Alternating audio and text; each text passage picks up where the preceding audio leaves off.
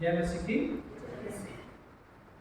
परमेश्वर आपसे आशीषित करे। परमेश्वर के वचन में लिखा है इफिसियों की पत्री उसके चौथा अध्याय उसके 31 पद में लिखा है, एक दूसरे पर कृपालु और करुणामय और जैसे परमेश्वर ने मसीह में तुम्हारे अपराध क्षमा किए हैं, वैसे ही तुम भी एक दूसरे के अपराध को क्षमा।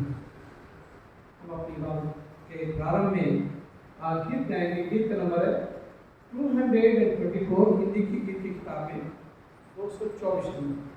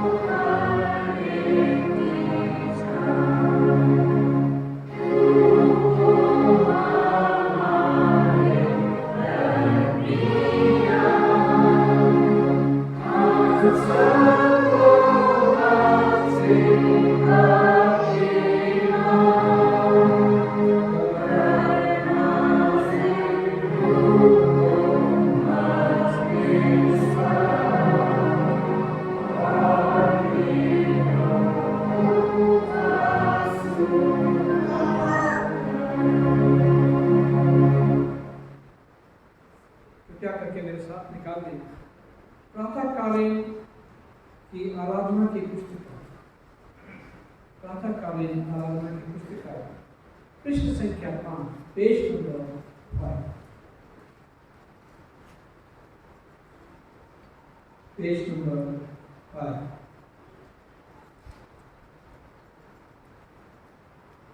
हे प्रभु हमारे वोट को खो दीजिए। हे प्रभु प्रातः काल आपसे ही प्रार्थना करते हैं। परमेश्वर पिता हमारे सृष्टिकर्ता की महिमा उसके पुत्र हमारे मुक्तिदाता की महिमा हो, उसके आत्मा में प्रवृत्ति करने वाले की महिमा हो, जैसे आदि में अपने और सदाई होती रहती है। ये सब सामर्थ्य तो परमेश्वर आप पवित्र पवित्र हैं,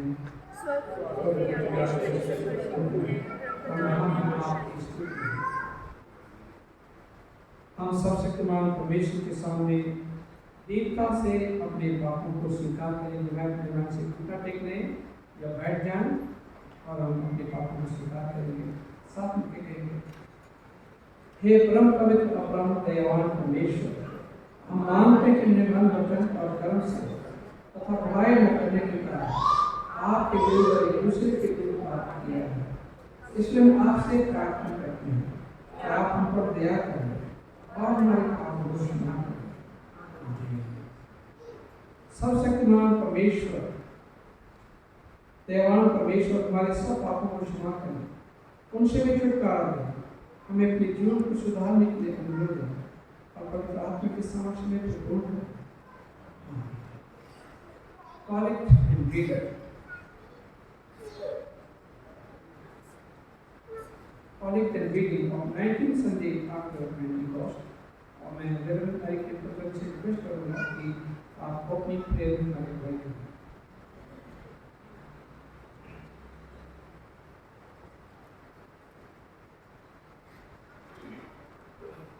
प्रार्थना करेंगे। सर्वशक्तिमान और दयालु परमेश्वर, तेरी स्तुति करते हैं प्रभु, धन्यवाद देते हैं तमाम आशीषों को तो आपने हम सब पे तरह तरह से निछावर किया। प्रभु मुक्तिदाता है, मौत होने वाला परमेश्वर है, जिंदा खुदा है। हम आपके सामने आज एक बार फिर उपस्थित हुए हैं कि आज एक पवित्र दिन है प्रभु जी, जो मौका कि हम खुद से रूबरू बात कर सकें, अपनी खुशी अपने गम। हाँ खुदा, तो सामर्थ्य परमेश्वर, सारे सामर्थ्य हम सबके हिसाब से देता है, ताकि तेरी योजना तो जिस घर को और लोगों को बनाया है वे आपके राज्य के दौड़ने के लिए काम करें। प्रभु, आज की सुबह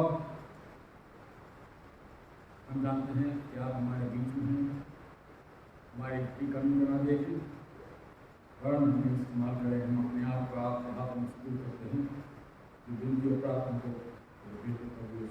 को नाम हो।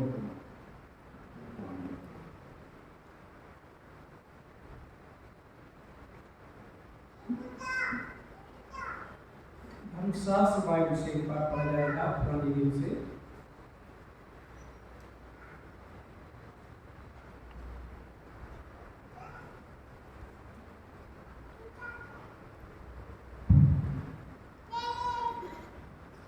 मेरे साथ वचन से पढ़ने के लिए निकालेंगे उत्पत्ति उसका 45 अध्याय उसकी 1 से 15 आयत तक। Genesis chapter 45 versus from 1 to 15।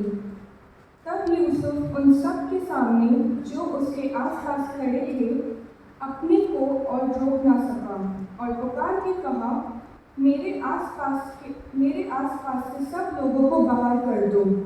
भाइयों के सामने अपने को प्रकट करने के समय यूसुफ के संग और कोई न रहा। तब वह चिल्ला कर रोने लगा और मिस्रियों ने सुना और फिरौन के घर के लोगों को भी इसका समाचार मिला। तब यूसुफ अपने भाइयों से कहने लगा, मैं यूसुफ हूँ, क्या मेरा पिता अब तक जीवित है? इसका उत्तर उसके भाई न दे सके, क्योंकि वे उसके सामने घबरा गए थे। फिर यूसुफ ने अपने भाइयों से कहा, मेरे निकट आओ। यह सुनकर वे निकट गए। फिर उसने कहा, मैं तुम्हारा भाई यूसुफ हूँ, जिसको तुमने मिस्र आने वालों के हाथ बेच डाला था। अब तुम लोग मत पछताओ और तुमने जो मुझे यहाँ बेच डाला इससे उदास मत हो। क्योंकि परमेश्वर ने तुम्हारे प्राणों को बचाने के लिए मुझे तुम्हारे आगे भेज दिया है। क्योंकि अब 2 वर्ष से इस देश में अकाल है और अब 5 वर्ष और ऐसे ही होंगे कि उनमें न तो हल चलेगा और न अन्न काटा जाएगा। इसलिए परमेश्वर ने मुझे तुम्हारे आगे इसीलिए भेजा कि तुम पृथ्वी पर जीवित रहो और तुम्हारे प्राणों के बचने से तुम्हारा वंश बढ़े। इसी रीति अब मुझको यहाँ पर भेजने वाले तुम नहीं, परमेश्वर ही ठहरा, और उसी ने मुझे फिरौन का पिता सा और उसके सारे घर का स्वामी और सारे मिस्र देश का प्रभु ठहरा दिया।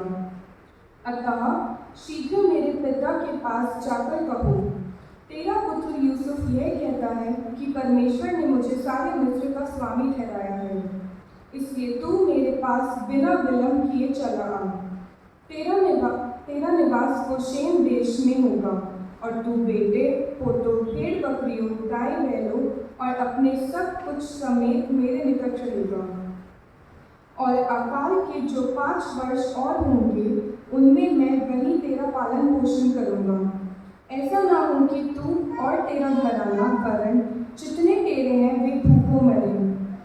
और तुम अपनी आँखों से देखते हो और मेरा भाई बिन्यामीन भी अपनी आँखों से देखता है कि जो हमसे बातें कर रहा है वह यूसुफ है। तुम मेरे सब वैभव का जो मिस्र में है और जो कुछ तुमने देखा है उस सब का मेरे पिता से वर्णन करना और तुरंत मेरे पिता को यहाँ ले आना। तब वह अपने भाई बिन्यामीन के गले से लिपटकर रोया और बिन्यामीन भी उसके गले से लिपटकर रोया। वह अपने सब भाइयों को भी चूमकर रोया और इसके पश्चात उसके भाई उससे बातें करने लगे। ये परमेश्वर का वचन, इसके परलोक से बचाने पर आशीष हो। परमेश्वर का धन्यवाद हो। अब पत्री से पाठ बन जाएगा।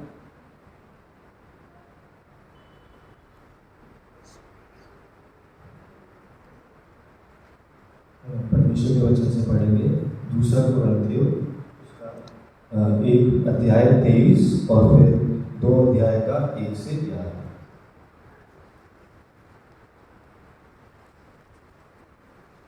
मैं परमेश्वर की गवाह करके कहता हूँ कि मैं अब 1 कुरिन्थियों से इसलिए नहीं आया कि मुझे तुम पर तरस आए। यह नहीं कि हम विश्वास के विषय में तुम पर प्रभुता जानना चाहता है, परंतु तुम्हारे आनंद में सहायक है, क्योंकि तुम विश्वास की से स्थिर रहते हो। मैंने अपने मन के यही ठान लिया था कि फिर तुम्हारे पास उदास करके ना आऊं, क्योंकि यदि तुम्हें उदास करूं तो मुझे आनंद देने वाला यहोवा केवल वही जिसके मैं उदास किया। और मैंने यही बात तुम्हें इसलिए लिखी कि कहीं ऐसा ना हो कि मेरे आने पर जिससे तुम्हें आनंद मिलना चाहिए मैं उनसे उदास हूँ, क्योंकि मुझे तुम सब इस बात का भरोसा है कि जो मेरे आनंद है वही तुम सबका भी। बड़े कलेश और मन के कष्ट से मैंने बहुत से आंसू बहा कर तुम्हें लिखा था, इसलिए नहीं कि तुम उदास हो, परंतु इसलिए कि उस बड़े प्रेम को जान लो जो मुझ तुमसे है। यदि किसी ने उदास किया है तो मुझे कि वरन कि उसके साथ बहुत कड़ाई ना करें। कुछ तुम सबको भी उदास किया है। ऐसा जन के लिए यह दंड जो भाइयों में से बहुत ने दिया बहुत है, इसलिए इससे भला है कि मैं उसका अपराध क्षमा करूं और शांति दूं, ना तो कि ऐसा मनुष्य बहुत उदास से डूब जाए। इस कारण मैं तुमसे विनती करता हूँ कि उसको उसके प्रेम का प्रमाण, क्योंकि मैंने इसलिए भी लिखा था कि तुम्हें प्रबल हूँ कि तुम मेरे सब बातों से मानने के लिए तैयार हो कि नहीं, जिसका तुम कुछ करते हो उसे मैं भी क्षमा करता हूँ, क्योंकि मैंने भी जो कुछ क्षमा किया यदि किया हो तो तुम्हारे कारण मसीह की जगह होकर क्षमा किया है, कि शैतान की हम पर दाग ना चले, क्योंकि हम उसके युक्तियों से अनजान हैं कि परमेश्वर समझ सकता है। परमेश्वर का धन्यवाद हो। और मैं अपने यूथ से दुआओं से रिक्वेस्ट करूँगा, प्रभु की महिमा में पौलुसी सब गीत को गाएंगे और फिर वर्षिप में हमारे अगुवाई करेंगे। तो समय रहेगा कि हम लोग अपने स्थानों पे खड़े हो जाएं और प्रभु की महिमा करें।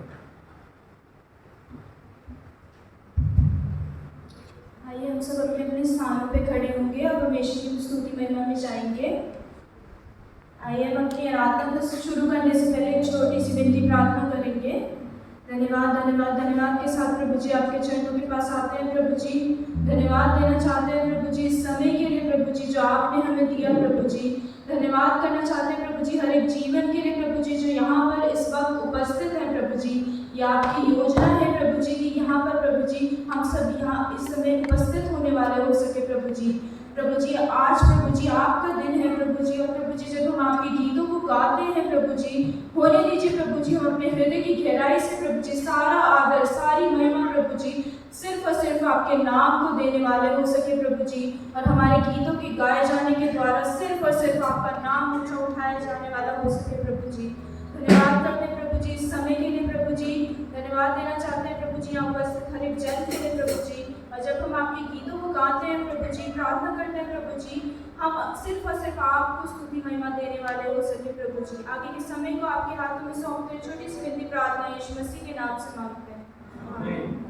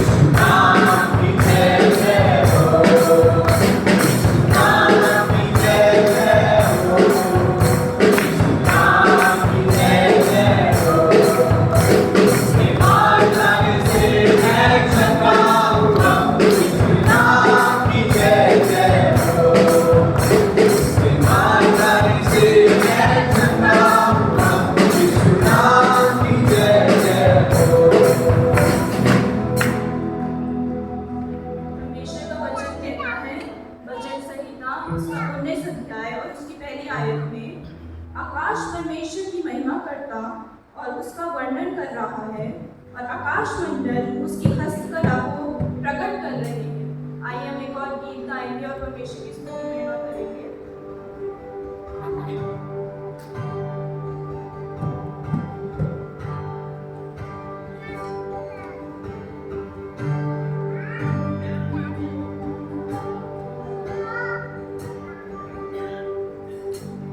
You are my strength when I am weak. You are the treasure that I seek. You are my all in all.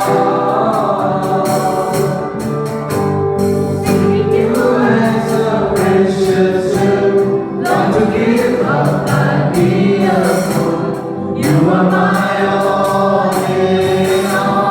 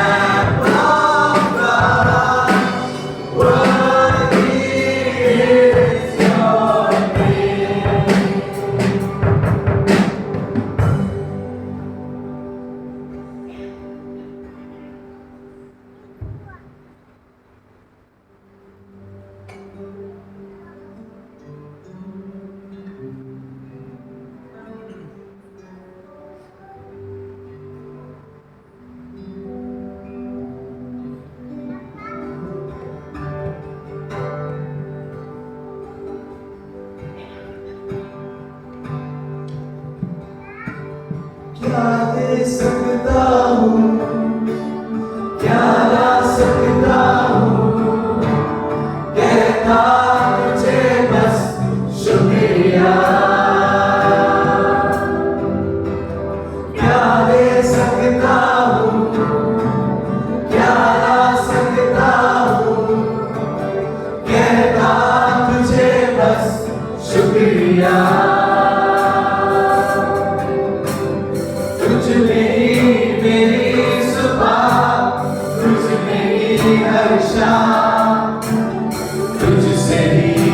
करता शुरू हर कोई काम।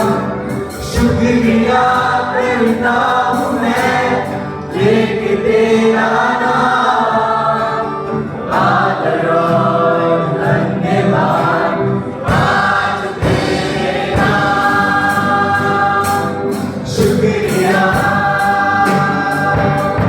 शुक्रिया शुक्रिया तेरा शुक्रिया शुक्रिया शुक्रिया यीशु तेरा।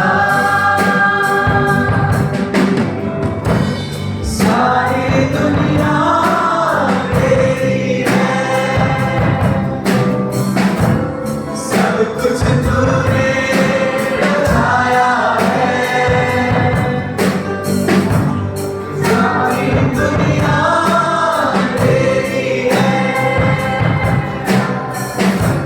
सब कुछ तूने रचाया है। मुझको भी तूने बनाया है, तेरे जैसा किया है। क्या दे सकता हूँ, क्या ला सकता हूँ, कहता तुझे बस शुक्रिया।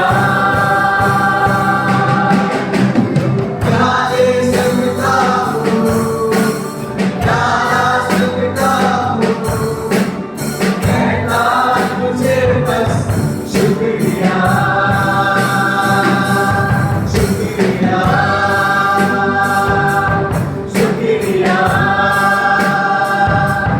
शुक्रिया तेरा।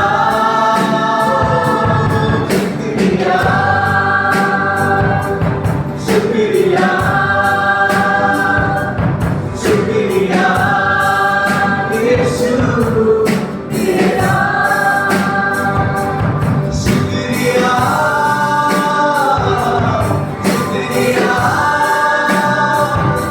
शुक्रिया शुक्रिया तेरा।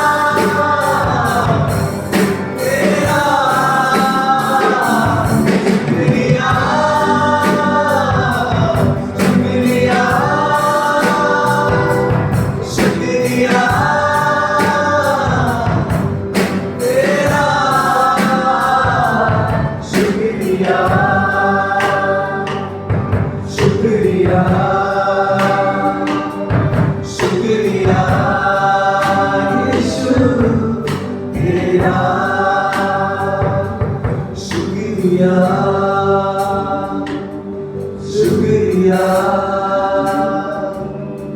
शुक्रिया यीशु तेरा।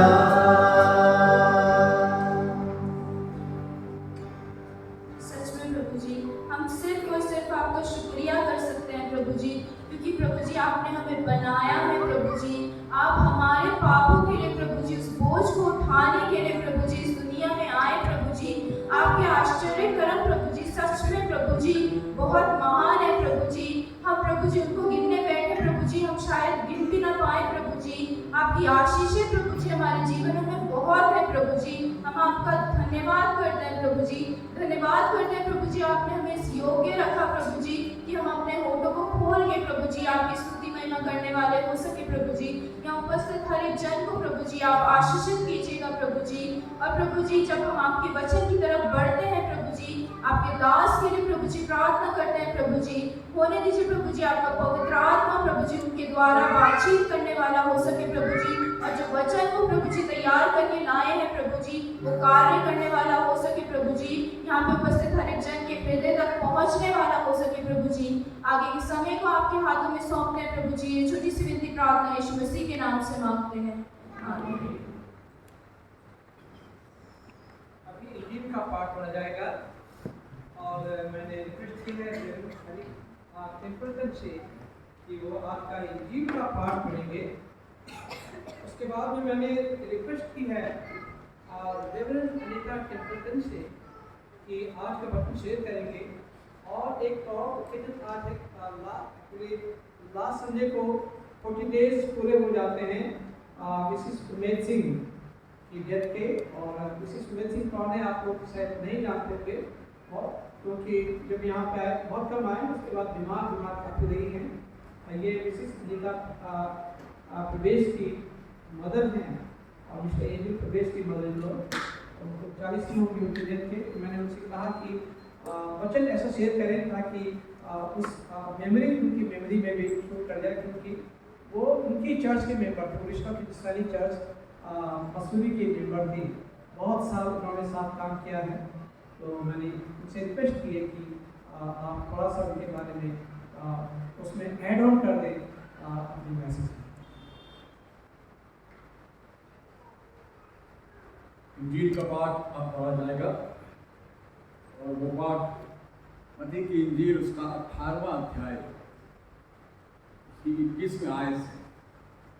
इंजील का पाठ मत्ती की इंजील 18वां अध्याय और 21वें आयत से मैं पढ़ता हूँ। एक प्रीश यीशु आपकी महिमा हो। लिखा है तब पतरस यीशु के पास आया, उसने यीशु से कहा, हे प्रभु, यदि मेरा भाई मेरे विरुद्ध अपराध करता है तो मैं कितनी बार उसे क्षमा करूं? क्या 7 बार? यीशु ने उससे कहा, मैं तुझसे ये नहीं कहता कि 7 बार, बल्कि 7 बार के 70 गुने तक।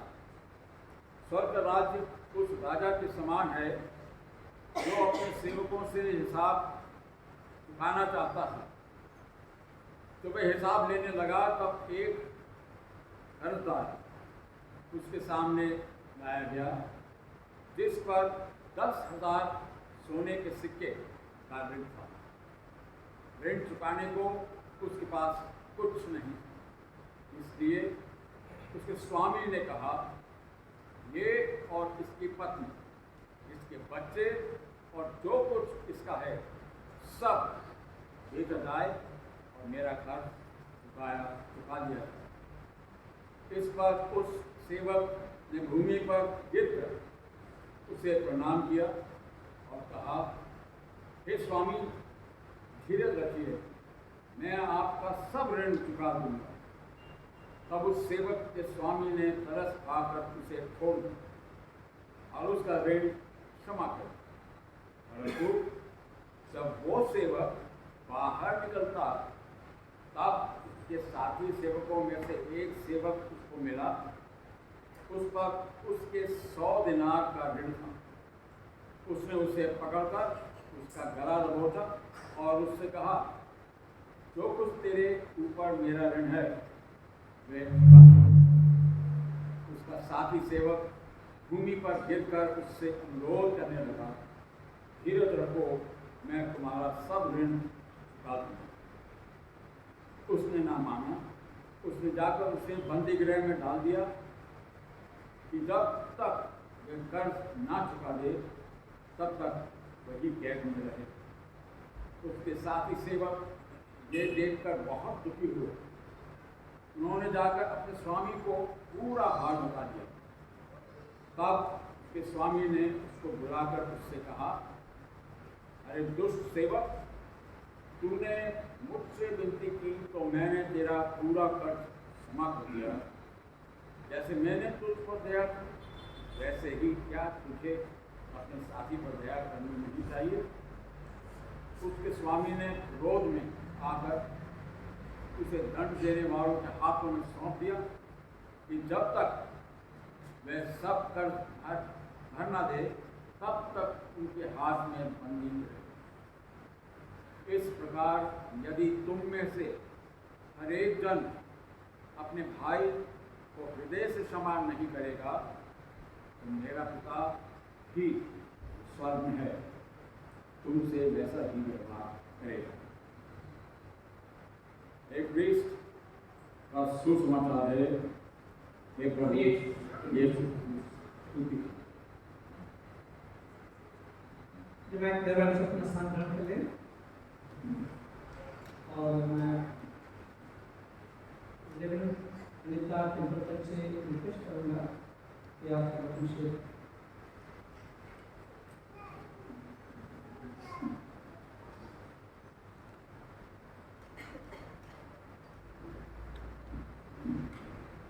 आइए हम दुआ करेंगे।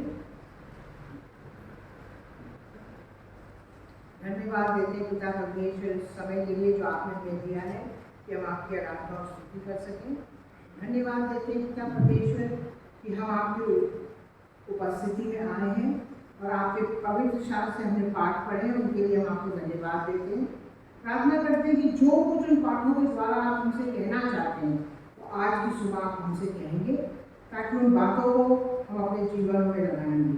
हम प्रार्थना करते हैं पिता परमेश्वर कि आप अपनी पवित्र आत्मा से हम सबको अभिषेक करेंगे, ताकि उस पवित्र आत्मा के अधीन रहकर हम उन बातों को सुनेंगे, समझेंगे और अपने जीवनों में लगा सकेंगे। इस प्रार्थना को हम आपके बेटे प्रभु यीशु मसीह के नाम से मांगते हैं, आमीन। एक बार फिर मैं पाली साहब का धन्यवाद देती हूँ कि पाली साहब ने मेरे को एक बार फिर ये मौका दिया कि मैं आज लगातार 2 संडे हो गए कि मैं यहाँ आ सकी और प्रभु का वचन आपके बीच में बांट सकी। और कारण पाली साहब ने आपको बता दिया है कि आज हम मिसेस उमेद सिंह, जो कि मिसेस अनीता परवेज की मम्मी थी, उनके 40 दिन मना रहे हैं उनके गुजर जाने के। पिछले संडे थी वैसे वो 40 दिन, लेकिन क्योंकि पिछले संडे एक और फंक्शन था तो उन्होंने इस संडे को उसको पोस्टपोन कर दिया और आज हम उनकी याद में यहाँ इकट्ठा हो गए। और मिसेस उमेद सिंह जो थी वो मसूरी में रहती थी और वो हमारी वुडस्टॉक हिंदुस्तानी चर्च की बहुत ही खास और स्पेशल मेंबर थी। 25 साल तक वो हमारे सामने, 25 साल, उससे भी पहले बहुत साल से वो मसूरी में, मैं सोचती हूँ शादी करके वो मसूरी ही आई थी। उन्होंने अपने सारी बेटियाँ मसूरी में पाली, वहीं रही। वुडस्टॉक हिंदुस्तानी चर्च के पूरा परिवार वहाँ का मेंबर था और हमारे सामने वो 25 साल रही चर्च में और उन्होंने वहाँ पर बहुत एक फेथफुल कॉन्ग्रेगेशन मेंबर की तरह वहाँ सेवा चर्च में दी। आज हम उनकी याद में यहाँ इकट्ठा हुए हैं और उनके खास याद में नहीं इकट्ठा हुए हैं, खास हम उनके जीवन के लिए धन्यवाद देने के लिए आए हैं और धन्यवाद देना चाहते हैं कि उनका विश्वास जो था वो बहुत ही स्ट्रॉन्ग विश्वास था, बहुत अटूट विश्वास की वो लेडी थी, बहुत सिंपल लेडी थी, मगर उनका विश्वास मैंने देखा अपने हाथ एक उनकी पादरी होने के नाते कि कितना सिंपल और कितना अच्छा उनका विश्वास था। बड़ा सिंपल विश्वास जिसे कहते हैं। और सरमन पे आने से पहले मैं उन्हीं के बारे में थोड़ा सा कुछ बात बोलना चाहूँगी कि वो उस टाइप की लेडी थी कि मसूरी में आप लोग जानते हैं कि बारिश बहुत होती है, जब मानसून होता है तो बहुत बारिश होती है, लेकिन वो उस टाइप की लेडी थी कि चर्च कभी मिस नहीं करती थी। अगर 4 बजे उनको लगता था कि काले बादल आ रहे, 4 बजे होता है हिंदुस्तानी चर्च दोपहर में, अगर उनको देखते लगता था कि बादल आ रहे हैं तो वो 2 बजे ही चर्च आ जाती थी कि जो 4 बजे बारिश होगी तो मैं चर्च की सीढ़ियों पर बैठ जाऊंगी ताकि जब पादी साहब चर्च खोलेंगे तो मैं चर्च अटेंड कर लूँगी। वो उस टाइप की लेडी थी। चर्च वो कभी मिस नहीं करती थी, चाहे बर्फ़ हो, चाहे बारिश हो, चाहे बीमारी हो, चाहे कुछ भी, चाहे उनकी एक बेटी की मृत्यु हुई उस पर भी उन्होंने चर्च नहीं मिस किया। ये तो मेरे लिए खुद एक दिल दहलाने वाली बात थी। एक अनीता परवेज की बड़ी बहन थी जो चंडीगढ़ में रहती थी, वो गुजर गई, तभी भी मिसेस उमेद से चर्च आई और बड़ी चुपचाप से शांति से बैठी। और बाद में हमें पता चला कि एक और मेंबर ने बताया मेरे को कि आपको पता है कि उनकी बेटी जो चंडीगढ़ में थी वो गुजर गई। मैंने कहा नहीं, मुझे तो नहीं पता, इन्होंने तो बोला नहीं। जब मैंने उनसे जाकर बात करी तब उन्होंने बताया। मतलब उन्होंने चर्च मिस नहीं किया, उन्होंने अपना, और चर्च सिर्फ उपस्थित ही नहीं थी, अपना दहकी देना, हर महीने आके first Sunday off the month आके अपना दहकी देना चर्च में, अपना चंदा लेके आना लपेट के रुमाल में। मैं हमेशा देखती थी बड़े अच्छे से लपेट के रुमाल में अपना चंदा लेके आती थी, चंदा देना, चर्च का कोई भी प्रोग्राम हो उसमें भाग लेना। बहुत सिंपल जिसे कहना चाहिए और बहुत अच्छी लेडी थी वो। और और उन्होंने अपनी बेटियों को और बेटे को बहुत ही अच्छे से पाला कि आज हम गर्व के साथ कह सकते हैं कि उनकी बेटियां सब एक से एक अच्छी पोजीशन में है। उनके ग्रैंड चिल्ड्रन बहुत आशीषित हुए हैं और मेरा ये मानना है कि ये सब मिसेस उमेद सिंह के विश्वास और प्रार्थना और उनकी प्रभु यीशु मसीह के पीछे चलने का ये कारण है कि उनके बच्चे इतने वेल सेटल्ड हैं।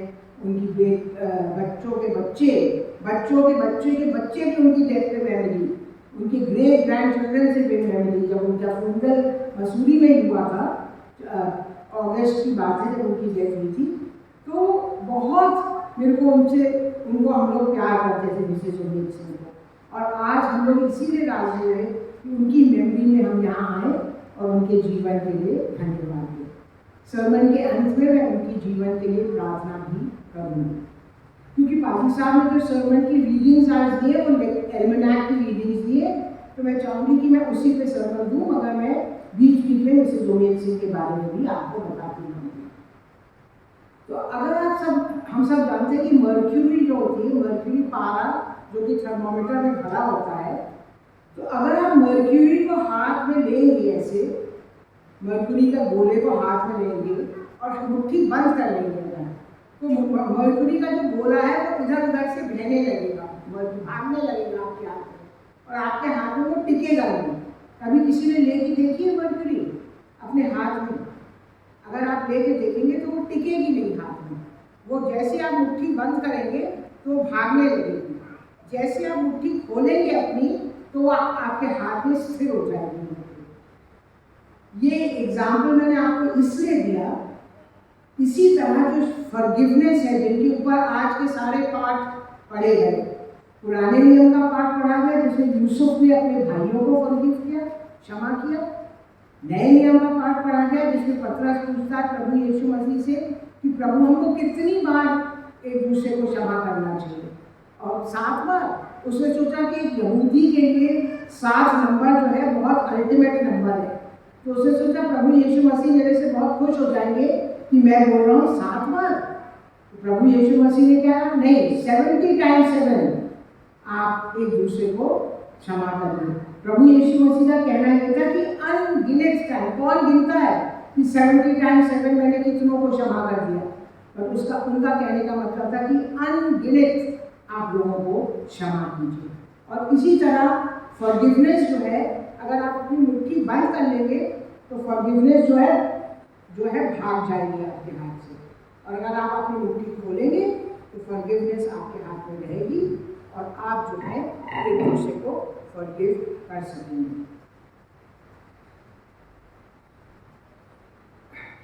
एक लेडी का नाम था Carry ten boom. Carry ten boom जो थी वो एम्स्टरडैम में रहती थी। कॉरी टेन बूम एक बहुत अमीर परिवार से थी, जिसके फादर जो थे एक ज्वेलरी शॉप थी उनकी। उस ज़माने में, मैं 1800s की बात कर रही हूँ, कॉरी टेन बूम का जन्म जो हुआ था 1800s के अंत में हुआ था, और कॉरी टेन बूम अब एक बड़े अमीर परिवार में पैदा हुई थी। 1900 में जब उन्होंने प्रवेश किया और बहुत अच्छे से उनका जीवन चल रहा था, मतलब खूब खाते पीता परिवार था, पैसा था, सब कुछ था, बड़ा घर था, नीचे उनकी ज्वेलरी की दुकान थी। और उस ज़माने में यूरोपियन कंट्रीज़ में ज्वेलरी की दुकान के साथ घड़ी बनाने की दुकान भी होती थी, घड़ी, वॉच मेकर। क्योंकि आप लोगों ने कुकू क्लॉक के बारे में सुना होगा, जो स्विट्ज़रलैंड की बहुत फेमस होती है, आज भी बड़ी महंगी होती है। तो ये एक स्पेशलाइज्ड वर्क था, स्किल था, जो कि लोग अपनी दुकानों में करते थे। तो ज्वेलरी के साथ साथ वो वॉच मेकर भी थे, क्योंकि बहुत अच्छी वॉचेस बना के दूर दूर के देशों में एक्सपोर्ट करते थे। तो कॉरी टेन बूम का परिवार बहुत खुशी खुशी रहता था। वर्ल्ड वॉर 1 तो उन्होंने काट ली, वर्ल्ड वॉर 2 आ गया, और जब दूसरा विश्व युद्ध आया तो हम जानते हैं कि उसके साथ हिटलर ने भी कुछ जूस को पकड़ पकड़ के कॉन्सेंट्रेशन कैंप में डालने लगा, यहूदियों को।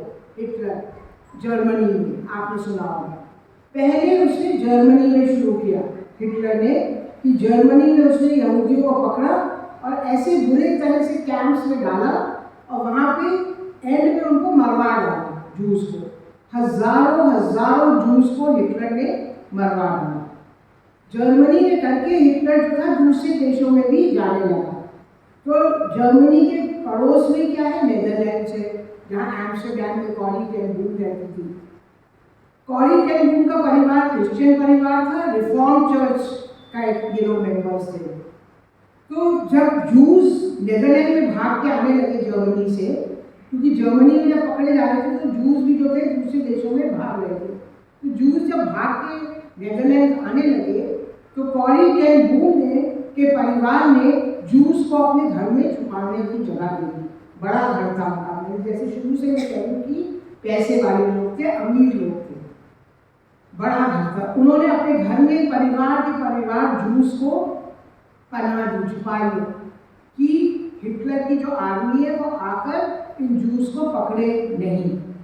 और कई दिन उनको उन्होंने अपने घर में छुपा के रखा। जब खतरा टल जाता था तब वो जूस को धीरे धीरे रात में निकाल देते थे। काफ़ी महीनों तक उन्होंने ऐसे किया। और जब वो ऐसा करते रहे, एक दिन जर्मन पुलिस ने देख लिया कि जूस इनके घर में छुपे हुए हैं। जर्मन पुलिस ने इनके घर के ऊपर हमला धावा बोला, सारे जूस को पकड़ा। उनके साथ साथ कॉरी टेन बूम के परिवार को भी पकड़ा, जिसमें उसकी फादर, उसकी मदर और एक बहन थी जिसका नाम था Betsy ten boom. Betsy, Carry और बेट्सी दो बहनें थी। तो सबको पकड़ के जर्मन पुलिस जो है वो ले गई और उन्होंने जर्मन पुलिस ने उनको कॉन्सेंट्रेशन कैंप्स जिसको कहते थे वो लोग, उसमें उन्होंने डाल दिया।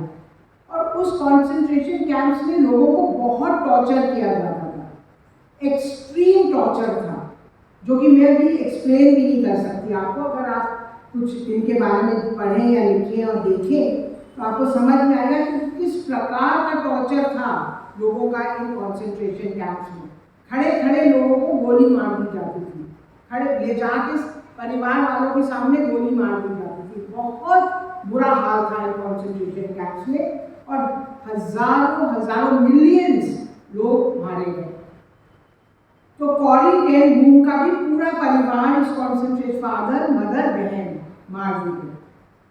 किसी प्रकार से कॉरी टेन बूम जो थी वो बचकर बाहर आ गई हो। मतलब कुछ लोग बच के भी निकले। मैं ये नहीं कह रही कि सिर्फ कॉरी टेन बूम ही बच के निकली, कुछ लोगों की जिनकी किस्मत अच्छी थी बच के भी निकल आए कॉन्सेंट्रेशन कैंप से। कॉरी टेन बूम जो थी वो इस कॉन्सेंट्रेशन कैंप से बाहर निकल आई। उससे बहुत प्रार्थना करी, बाहर में निकल के बड़ी दुखी रही कुछ साल कि उसका पूरा परिवार, उसने अपनी बहन को अपनी आंखों के सामने गोली से शूट होते हुए देखा कि कैसे एक सोल्जर ने उसकी बहन को उसके सामने शूट किया। और वो खड़े हुए और जानबूझ के सोल्जर ऐसा करते थे कि घर वालों को खड़ा करते थे और उन्हीं के सामने परिवार वालों को शूट करते थे। तो कॉरी टेन बूम बहुत साल, 2-4 साल बहुत दुखी रही, प्रार्थना में लगी रही, सोचने लगी कि मैं अपने जीवन के साथ अब क्या करूं। ना मेरे पास घर है, ना फैमिली बिजनेस है, घर वालों का तोड़ दिया गया, तो अब मैं क्या करूं। खैर प्रार्थना वगैरह के साथ कॉरी टेन बूम जो थी एक क्रिश्चियन राइटर बन गई और बड़ी अच्छी उसने क्रिश्चियन बुक्स लिखी है। यदि आपको कभी मौका लगे तो आप ज़रूर कॉरी टेन बूम नाम याद रखिए। इनके YouTube पे आप वीडियोस भी बहुत अच्छे देख सकते हैं इनके लाइफ के बारे में, तो आप देखना भी चाहिए आप लोगों को, क्योंकि ऐसे लोगों के जीवन से हम लोग प्रोत्साहित होते हैं।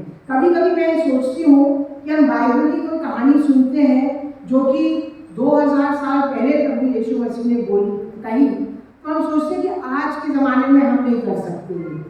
लेकिन मेरा ये विश्वास और सोचना है, मैं गलत हूँ, आप मेरे को कह सकते हैं, लेकिन मैं ये सोचती हूँ कि हम अपने ज़माने के लोगों के बारे में जब सुनते हैं और पढ़ते हैं और सीखते हैं तो हम देखते हैं कि हाँ ऐसी चीज़ आज भी मुमकिन है।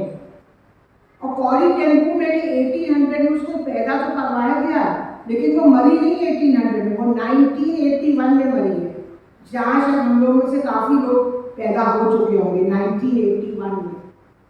जो जवान है जो प्रेज एंड वर्शिप कर रहे थे वो नहीं पैदा हुए होंगे, लेकिन हम में से काफ़ी लोग 1981 में पैदा हो गए थे। 91 ईयर्स की होके कॉरी टेन बूम जो है वो मरी है 1981 में। She was 91 years old. तो अब इतनी उसके बारे में कहानी बताने के बाद मैं आपको उस असली कहानी पे आ रही हूँ कि असली इंसिडेंट पे आ रही, कहानी पे नहीं, असली जो इंसिडेंट है उसके जीवन का मैं आपको बताना चाहती हूँ कि और वो है फॉरगिवनेस पर। फिर कॉरी टेन बूम ने उसके दिल में हिटलर के लिए, जर्मन सोल्जर्स के लिए बहुत नफरत भरी हुई थी, जिसे कहते हैं गुस्सा नहीं लेकिन नफरत भरी थी कि हिटलर ने क्या किया हम लोगों के साथ, जर्मन सोल्जर्स ने हमें किस प्रकार से ट्रीट किया, नफरत से भरी हुई थी कॉरी टेन बूम। और कॉरी टेन बूम का कहना है कि बाइबल पढ़ते पढ़ते मुझे परमेश्वर का ऐसा एक बार अनुग्रह प्राप्त हुआ कि मुझे ऐसा लगा कि परमेश्वर खुद स्वयं मेरे से कह रहा है कि उन सबको क्षमा कर दो जिन्होंने तुम्हारे जीवन में इतना उथल पुथल किया है।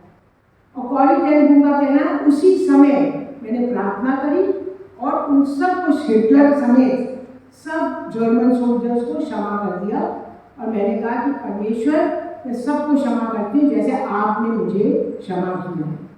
और इस इंसिडेंट के बाद कॉरी टेन बूम जो है वो यूरोप में जगह जगह देश देश जाकर फॉरगिवनेस, क्षमा करने के ऊपर लेक्चर देने लगी। उसने ये समझ लिया कि क्रिश्चियन लाइफ का सबसे इम्पोर्टेंट एक जो वैल्यू है वो है फॉरगिवनेस। और फिर उसने जगह जगह जाके कॉरी टेन बूम ने क्रिश्चियन फॉरगिवनेस के ऊपर लेक्चर्स देने लगी और लोग बहुत उसके लेक्चर्स से प्रभावित हुए और वो सब लोग समझने लगे कि एक क्रिश्चियन का फर्स्ट जीवन का जो इम्पोर्टेंस है वो ये है कि प्रभु यीशु मसीह ने कहा है कि प्रेम करो एक दूसरे से और परमेश्वर पिता से, और प्रेम हम एक दूसरे से तभी कर सकते हैं जब हम उनको क्षमा कर देते हैं। आप सोचिए कि आपको किसी ने, आपका दोस्त ने आपको चोट पहुँचाई है या आपके को हर्ट किया है, क्या आप उससे प्रेम कर सकेंगे जब आप उसके दिल में गुस्सा रखे हुए हैं? कर सकेंगे प्रेम? नहीं। तो कॉरी टेन बूम ने जगह जगह जाकर फॉरगिवनेस के ऊपर लेक्चर देने लगी। एक बार वो म्यूनिक शहर है जर्मनी में, वहाँ पर फॉरगिवनेस के ऊपर लेक्चर दे रही थी म्यूनिक में। और जब वो फॉरगिवनेस पे लेक्चर देके, जैसे हम लोग पादी साहब हम लोग वहाँ गेट पे खड़े होते हैं, सब लोग आते हैं, कई लोग कहते हैं आपने बड़ा अच्छा सर्मन दिया, मैं कहती थैंक यू। ऐसे ही लोग कॉरी टेन बूम को पास जाते थे और कहते थे आपने बहुत अच्छा बोला, आपने बहुत अच्छा, सब उनसे हाथ मिलाते थे, थैंक यू आपने इतना अच्छा हमें फॉरगिवनेस पे बातें बताई कि हम भी अब सीख गए कि प्रभु यीशु मसीह की तरह हम कैसे एक दूसरे को फॉरगिव करें। तो म्यूनिक में कॉरी टेन बूम का कहना है कि लाइन से लोग बाहर निकल रहे थे। एक आदमी आया, थोड़ा वो भी अब बुजुर्ग हो गया था, आया, उसने अपना हाथ यूँ करके बढ़ाया कॉरी टेन बूम के। कॉरी ने कहा मैंने भी अपना यूँ हाथ करा, उसकी शक्ल देखी और ये देखा कि वो आदमी तो वही सोल्जर है जिसने इसकी बहन पर गोली चलाई थी, वही सिपाही जिसने इसकी बहन पर गोली चलाई थी, वही खड़ा था और वही इसको कह रहा था thank you very much for your speech. Carry ten boom ने कहा कि मैं तो फ्रीज कर गई, मैं एक सीमेंट का जिसने समझिए खंबा बन गई और मेरा हाथ उठ ही नहीं जाता उसके हाथ बुलाने के लिए कि मैं इस आदमी को कैसे फॉरगिव कर दूं जिस आदमी ने मेरे आंखों के सामने मेरी बहन को गोली चलाई, के ऊपर गोली चलाई। और कहने लगी मैं देखती रही और वो भी देखता रहा, वो नहीं पहचाना इसको क्योंकि ये छोटी जवान लड़की थी, अब ये काफ़ी उम्र रसीदा हो गई थी, मगर इसने कहा मैंने उसको पहचान लिया कि ये वही आदमी है जिसने मेरी बहन पर गोली चलाई थी। तो कॉरी टेन बूम ने कहा मैं अपना हाथ उठा ही नहीं पाई थी, ऐसा लग रहा था कि मैं तो फ्रीज कर गई और मेरा हाथ जो है मेरे बॉडी से चिपक गया है, आगे बढ़ ही नहीं रहा है गुस्से में और नफरत में और फॉरगिव ना करने के कारण। कॉरी टेन बूम ने कहा कि फिर मैंने प्रार्थना करी और मैंने पहले दिल में सोचा कि हे प्रभु, अभी मैं फॉरगिवनेस पे बात करके आ रही हूँ, लेक्चर दे के आ रही हूँ और मैं ही खुद इस आदमी को फॉरगिव नहीं कर पा रही हूँ। तो कॉरी टेन बूम ने अपने मन में कहा कि ऐसा कैसे हो सकता है कि मैं ही इस आदमी को फॉरगिव ना कर पाऊँ। तो इस कहानी से सबसे पहले अभी कहानी में हम वापस आए कि कैसे उसने उस आदमी को फॉरगिव किया। मगर इस कहानी से कुछ क्वेश्चन और बाइबल की कहानी से कुछ क्वेश्चन हमारे सामने खड़े होते हैं आज की सुबह। हम ऐसी समस्या को कैसे हैंडल करते हैं कि हमारे सामने कोई ऐसा इंसान आ जाए जिसने हमें बहुत चोट पहुँचाई है, उसको हम कैसे क्षमा करते हैं, या जिसने हमें बहुत दुख दिया है उसको हम कैसे क्षमा करते हैं। उसको हम क्या करेंगे जब हम एक दूसरे इंसान को फॉरगिव नहीं कर पा रहे।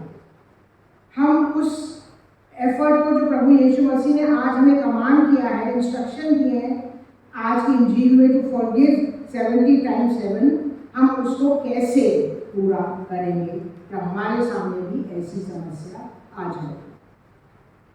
आइए वापस चलते हैं कॉरी टेन बूम की इस कहानी पर, क्योंकि इस कहानी से हम बहुत कुछ सीख सकते हैं, क्योंकि वो पिछली शताब्दी की ही कहानी है। तो कॉरी टेन बूम जो थी वहाँ खड़ी थी और उसने दुआ करी। पहले तो उसने सोचा कि अरे परमेश्वर, मैंने अभी फॉरगिवनेस पे इतना बड़ा भाषण दिया, अंदर लोगों ने इतना पसंद किया और मैं खुद बाहर निकल के क्षमा नहीं कर पा रही हूँ। तो उसने कहा, Jesus, I can not forgive this man.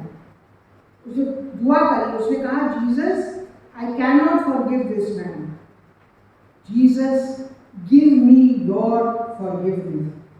उसने कहा, Jesus give me your forgiveness. मैं इस आदमी को क्षमा नहीं कर सकती, प्रभु यीशु आप अपनी फॉरगिवनेस मुझको दीजिए। और कॉरी टेन बूम का कहना है कि उसी वक्त, उसी सेकंड ऐसा हुआ कि जैसा मेरा हाथ जो चिपक गया था मेरे शरीर में वो छूट गया और ऐसा लगा कि मेरे हाथ में कोई पावर आ गई है परमेश्वर की ओर से, जो कि उस आदमी को एक्सेप्ट करने को तैयार है। और जैसे कि मेरे दिल में कुछ अजीब टाइप की क्षमा भर गई है उस प्रार्थना के बाद, जब मैंने कहा कि Jesus give me your forgiveness, कि प्रभु यीशु मसीह ने अपनी फॉरगिवनेस उसके जीवन में भर दी।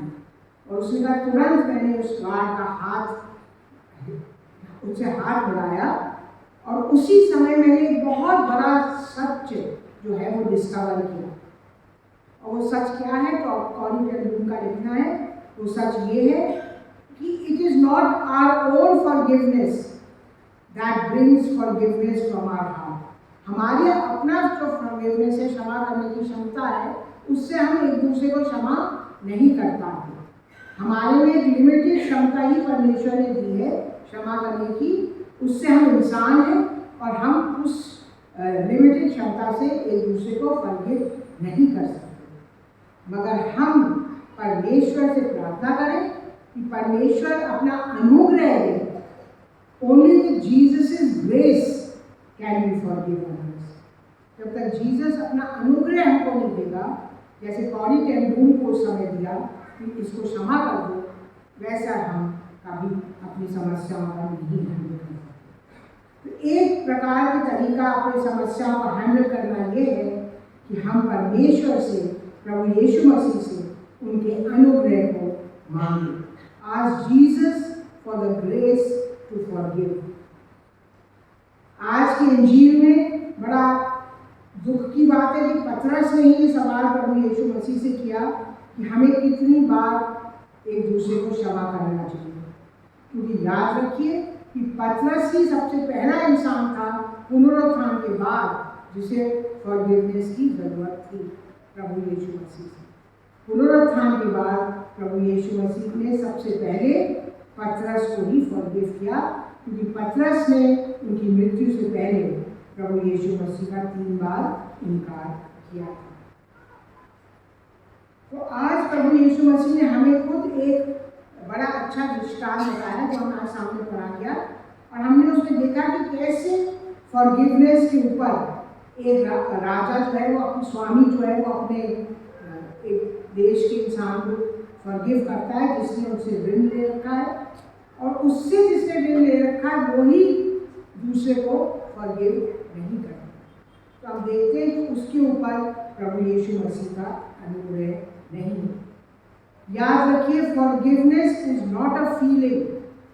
फॉरगिवनेस जो है वो कोई एक भावना नहीं है कि हमारे दिल में है हम उसको पूरा कर देंगे। फॉरगिवनेस एक डिसीजन है। Forgiveness is a decision. और फॉरगिवनेस जो है वो हमें डिसाइड करना है कि हम एक दूसरे को फॉरगिव करेंगे। फॉरगिवनेस में हम एक दूसरे को मर्सी दिखाते हैं। जब कोई एक्सक्यूज नहीं होता है तो हम लोगों से कहते हैं कि हम आपको क्षमा कर देंगे। एक और अंत में मैं आपको कहानी बताना चाहूँगी। एक और नॉवल है इंग्लिश की जिसका नाम है all quite on the western front. All quite on the western front. ये कहानी जो है वो जर्मन और फ्रेंच सोल्जर्स की लड़ाई के बारे में, और एक बड़ी बुरी लड़ाई जर्मनी और फ्रांस में हो रही थी। और जर्मन सोल्जर एक जो था वो एक केव के अंदर जाकर छुप गया कि जो गोलियां चल रही उसको उससे मैं दब के अंदर केव में बैठ जाऊँ। थोड़ी देर के बाद क्या हुआ कि एक फ्रेंच सोल्जर भी आके उसी गुफा में बैठ गया। जब उस जर्मन सोल्जर ने देखा कि अरे ये तो फ्रेंच का सोल्जर है, और फ्रेंच वाला जो सोल्जर था बड़ा डरी आंखों से उस जर्मन सोल्जर को देख रहा था। तो उस फ्रेंच सोल्जर ने देखा कि अरे जर्मन सोल्जर ने देखा कि अरे ये कैसे आ गया। उसने अपनी बंदूक लेकर उसको मारा और वो बिल्कुल अधमरा हो गया। पहले उसके बाद उसने पानी पिलाया उसको अपनी बोतल से निकाल। पहले तो मार दिया, फिर उसको बुरा लगा और फिर उसने पानी निकाल कर उसको पिला दिया। अब उसने देखा थोड़ी देर में कि इस आदमी की जेब में एक पर्स रखा है। उसने वो पर्स निकाला फ्रेंच सोल्जर की जेब से, और उस जेब में उसने फ्रेंच सोल्जर की देखा कि कुछ उसके परिवार की फोटोग्राफ्स रखी हैं। एक फोटोग्राफ एक लड़की की और एक औरत, मतलब उसकी बीवी की और उसकी बेटी की भी थी उसमें। अब जर्मन सोल्जर को बहुत बुरा लगा कि मैंने इसको इतनी बुरी तरह मार दिया, और मैंने इसको कैसे दुश्मन समझा, क्योंकि ये भी एक पिता है, एक पति है और एक इंसान है। और बड़ा दुख के साथ उसने उस आदमी को अपने घर पहुंचाया, उससे क्षमा मांगी और उससे हाथ मिलाकर कहा कि मुझे माफ़ कर देना अगर तुम मुझे माफ़ कर सकते। हम सब जानते हैं कि प्रभु यीशु मसीह ने भी क्रूस के ऊपर प्रार्थना करी कि father forgive them for they know not what they do. पिता इन्हें क्षमा कीजिए क्योंकि ये नहीं जानते कि ये क्या कर रहे हैं। प्रभु यीशु मसीह ने उनको एक फर्क नजरिए से देखा। प्रभु यीशु मसीह ने उनकी सिपाही होने की सिर्फ उससे नहीं देखा, आउटवर्ड एक्सपीरियंस का उससे, मगर प्रभु यीशु मसीह ने देखा कि ये भी परमेश्वर के बेटे हैं और इन्होंने जो काम किया है वो इनके अथॉरिटी ने उनसे कहा है। तो अगर हम अपने दुश्मनों को फॉरगिव कर सकते हैं और करना चाहिए, तो हमें भी उनको उन दूसरे नज़र से देखना पड़ेगा, in a new light. We must begin to see them as Jesus sees them. हमें ये समझना पड़ेगा कि ये भी परमेश्वर के बेटे या बेटी हैं। तो आज के सवाल का जो सवाल हमारे सामने बड़ा खड़ा हुआ है कि हम एक दूसरे को क्षमा नहीं कर पाते, तो क्यों नहीं कर पाते, और इस समस्या का हम कैसे हल अपने जीवन में निकालें।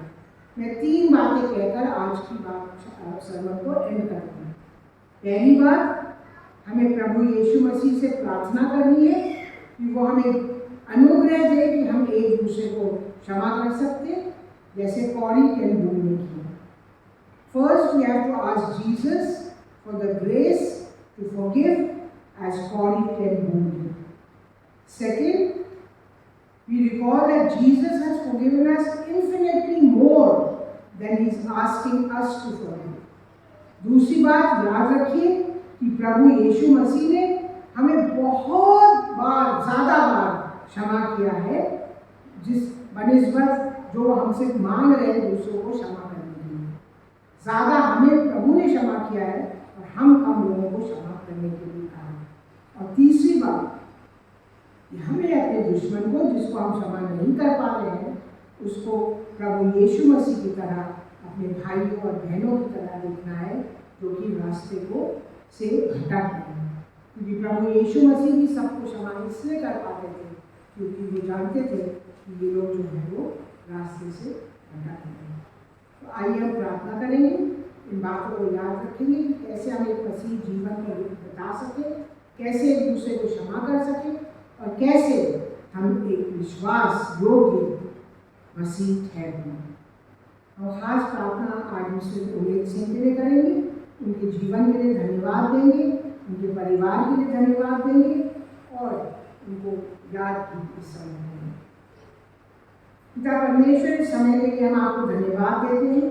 धन्यवाद देते हैं कि आज आपने क्षमा करने पर एक दूसरे को एक बड़ी शिक्षा हमें दी है।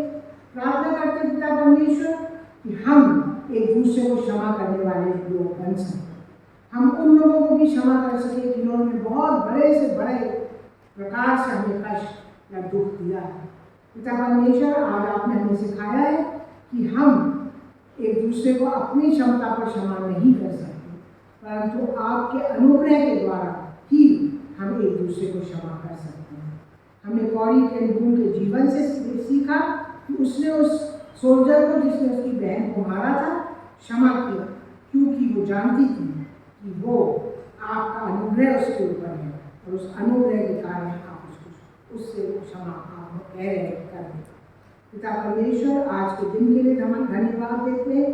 प्रार्थना करते हैं कि आप अपना प्रेम हमारे जीवन में उड़े रहेंगे, ताकि वो प्रेम हम एक दूसरे को बांट सकें। आज पिता परमेश्वर, हम खास मिसेज उमेद सिंह को याद करते हैं। पिता परमेश्वर, उनके जीवन के लिए आपको धन्यवाद देते हैं। धन्यवाद देते हैं कि उनके साधारण जीवन था, पर उस साधारण जीवन से भी उन्होंने एक बहुत बड़ा एग्जाम्पल कलीसिया में, अपने परिवार में, अपने समाज में, एक जहाँ वो रहती थी वहाँ पर एक दूसरे के बीच में उन्होंने एक बहुत अच्छा एग्जाम्पल उदाहरण सेट किया। इससे पिता परमेश्वर हम धन्यवाद देते हैं और हम जानते हैं पिता परमेश्वर कि आज वो स्वर्ग में आप एक एंजल्स के साथ आपकी आराधना और स्तुति कर रही है। पिता परमेश्वर, धन्यवाद उनके जीवन के लिए, धन्यवाद उनके परिवार के लिए, जो आज उनकी प्रार्थनाओं की वजह से, उनके विश्वास की वजह से इतना आशीषित है। धन्यवाद पिता परमेश्वर, उनके परिवार के लिए, उनके बच्चों के लिए, उनके ग्रैंड चिल्ड्रन के लिए, उनके ग्रेट ग्रैंड चिल्ड्रन के लिए, सबके लिए हम आपको धन्यवाद देना चाहते हैं। एक बार फिर उनको याद करते हुए हम अपने आप को आपके हाथों में अर्पित करते हुए इस प्रार्थना को हम आपके बेटे प्रभु यीशु मसीह के महान नाम में होकर मांगते हैं। आमीन।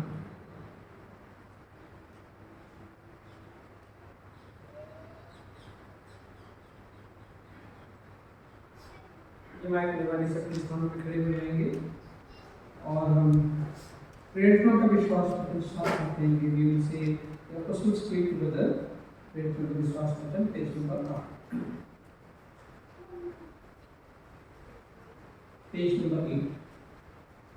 मैं सर्वशक्तिमान पिता स्वर्ग प्रकृति विशेष करता है परमेश्वर पर विश्वास करता हूँ, उसके इकलौते पुत्र हमारे प्रभु यीशु क्रिस्त पर विश्वास करता हूँ। वो पवित्र आत्मा के सामने से गए और तुम्हारे गले से जन्मे, उन्होंने कैक्स के साथ मजबूत होकर तो क्रूस के किनारे गए, मार डाले गए, मृतकों के लोग उठे, तीसरे लोग जी उठे और सब पकड़े गए और काफी जीत को बुला माना और जिनको मृतकों न्याय करने की उठाएंगे। मैं पवित्र आत्मा पर तब उस सर्वरोगी कर सका संत की संगति आत्म को क्षमा देव की पुनरुत्थान सफा से जीवन विश्वास करता हूँ। Amen.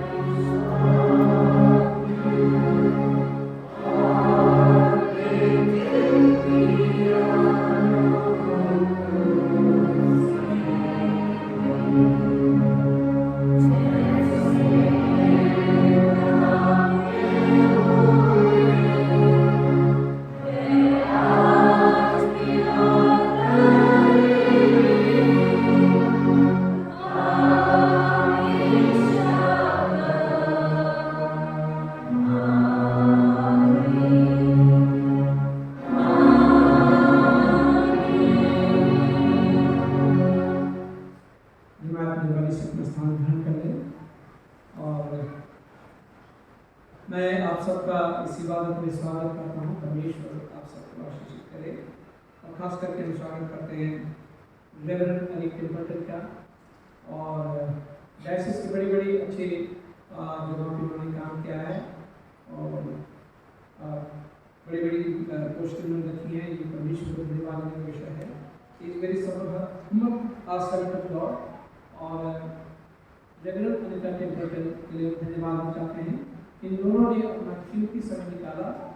इतना अच्छा संदेश जो आपने ये ध्यान से सुना होगा। फॉरगिवनेस के ऊपर में इलस्ट्रेशन कहानी इन्होंने बताई कि हमें किस तरह से माफ़ कर देना चाहिए। अगर हम माफ़ करते हैं तो समझ लीजिए कि वी आर ट्रू क्रिश्चियंस। अगर माफ़ नहीं करते हैं तो उस गिल्ट को हम ले लेते हैं। चाहे कितने बड़े क्रिश्चियन हो जाएं, अच्छे क्रिश्चियन हो जाएं, तो उनको गिल्ट ले लेती हैं। और ये सिखाता है हमें कलाम कि जिस तरह से हम अपने अपराधों को क्षमा करते हैं, अपने गुनाहगारों को क्षमा करते हैं, तो भी उसी तरह से हमारे गुनाहों को क्षमा करते हैं। बहुत अच्छे इलस्ट्रेशन उन्होंने दिए। मैं परमेश्वर का धन्यवाद चाहता हूँ इतने अच्छे संदेश के लिए। और मैं सोचता हूँ कि सब के लिए ये वचन जो है बहुत ही आशीष का काम है। Thank you very much. और आप सबका इस इबादत में स्वागत है। लास्ट संडे की जो हमारी ऑफरिंग थी वो थी हिंदी इंग्लिश दोनों मिला के 13,494 रुपये, थैंक्स गिविंग 1,000 रुपये, प्लस 7,600 रुपये, मेंटेनेंस 6,250 रुपये, संडे स्कूल 470 रुपये, टाइप 700 रुपये, सिमेट्री फंड 860 रुपये, इवांजलिज्म फंड 950 रुपये। चर्च के वाइट कॉस्ट के लिए आप 5,000 रुपये मिले हैं, 5,000 रुपये। एंड परमेश्वर इन सबको आशीषित करे। और वर्शिप प्रोग्राम नेक्स्ट हमारी इंग्लिश होली सर्विस होगी 8:30 AM नेक्स्ट संडे को। और हिंदी की मैट्रिक एक होली सर्विस होगी सुबह 10 बजे नेक्स्ट संडे को। अपने टाइप और प्लेजेस जो हैं आप रेगुलरली पे करें, ताकि बाद में एक ही बार टाइप देना या प्लेज देना काफ़ी स्ट्रेस वाला हो जाता है। इसलिए हर महीने जो है जैसे आपको सैलरी मिलती है हर महीने कैरे में देना चाहिए। तो बहुत अच्छी बात है ताकि आपका नाम इलेक्टोरल रोल में भी रहे। और इसलिए जो है हर महीना आप दें और 31 दिसंबर तक आपका पूरा प्लेज जो है आ जाना चाहिए। 31 दिसंबर तक आपका प्लेज आ जाना चाहिए।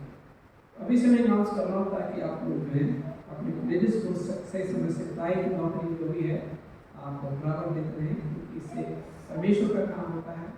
और अगर हम नहीं देते अपने टाइप और प्लेजेस को नहीं देते हैं तो उसमें परमेश्वर के कामों में रुकावट आने की संभावना रहती है। ना WFS की बहनों से रिक्वेस्ट की गई है।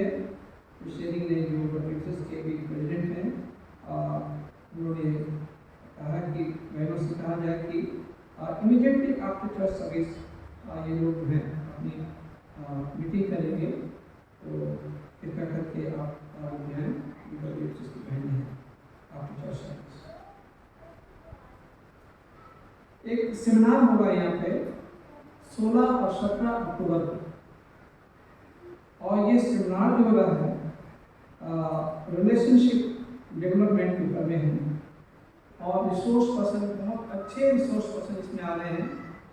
4 रिसोर्स पर्सन होंगे और ये यूनिवर्सिटीज़ में पढ़ाने वाले हैं और बहुत अच्छी ऑर्गेनाइजेशन में काम करने वाले लोग हैं।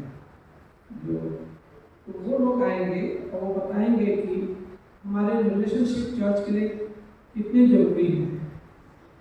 आपसी संबंधों के लिए हमारे रिलेशनशिप कितने जरूरी हैं।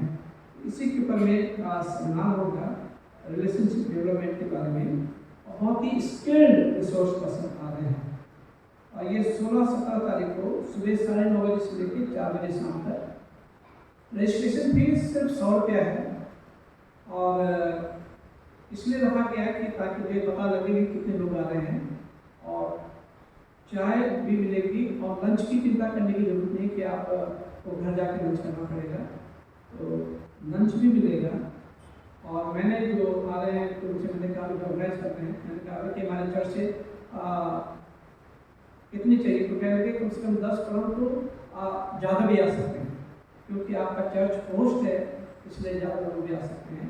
तो जितना ज़्यादा आना चाहते हैं आ सकते हैं, और चर्च सर्विस के बाद में या व्हाट्सएप से अपना नाम भेज सकते हैं, और रजिस्ट्रेशन फीस चाहे उसी दिन आप पे कर लें, कोई दिक्कत की बात नहीं, परंतु अपना नाम जरूर भेजें ताकि आपको इसका फायदा हो सके। ये रिलेशनशिप की ऊपर है। अच्छा, एक और मैं अनाउंसमेंट करना चाहता हूँ। आइस कास्केट जो हमारे पास है, सुबह 7 बजे से लेके रात के 10 बजे तक ले सकते हैं, क्योंकि बीच में अभी एक इंसिडेंट हुआ है।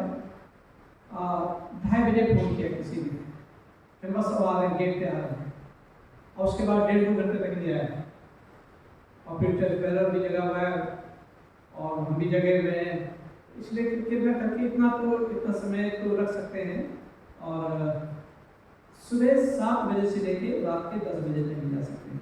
कृपया करके उसके बाद डिस्टर्ब ना करें, और इस समय काफ़ी अच्छा है, सुबह 7 बजे से लेके रात के 10 बजे तक आप जा सकते हैं, क्योंकि रखा रहता है, बहुत हैवी है, और तो इसलिए जो है कृपया करके इस बात का ध्यान रखें। जिसको भी आप रिकमेंड करते हैं उन्हें कहिए सुबह 7 बजे से लेकर रात के 10 बजे। ये फ्री सर्विस है, और ये परमेश्वर का धन्यवाद हो कि हमारे पास में ये है।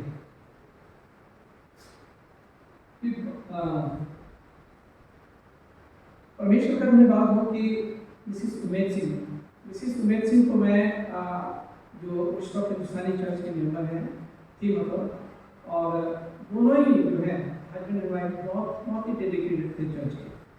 मैं तब से जानता हूँ जब से मैं 17.5 ईयर्स का था, 7.5 साल तक, 3 ईयर का मैं, और मैं तब से उन्हें जानता हूँ। मैं वहाँ पर लैंडो विला में रहता था, यूथ हॉस्टल में रहता था, और हमारा आना जाना रहता था, और दुआ सलाम होती थी। हॉस्टल हॉल वहाँ पे है मसूरी में, उन्हीं के घर के सामने, वहाँ पे प्रार्थनाएं होती थी, इस तरह से जानते हैं। बाद में पादरी बन के जब मैं गया, और तभी बहुत ही रिलायबल लोग थे, और कोई चिंता नहीं होती थी। कहते थे पादरी साहब आप चिंता मत करें, चर्च की इबादत की चिंता मत करें। तो सुबह आ जाते थे मिस्टर उमेद सिंह और मिसिस उमेद सिंह, चर्च के गेट खोलने से लेके और बंद करने तक एक काम खुद करते थे, और ट्रेजरर भी थे और सेक्रेटरी भी थे, क्योंकि बहुत कम लोग वहाँ पे थे।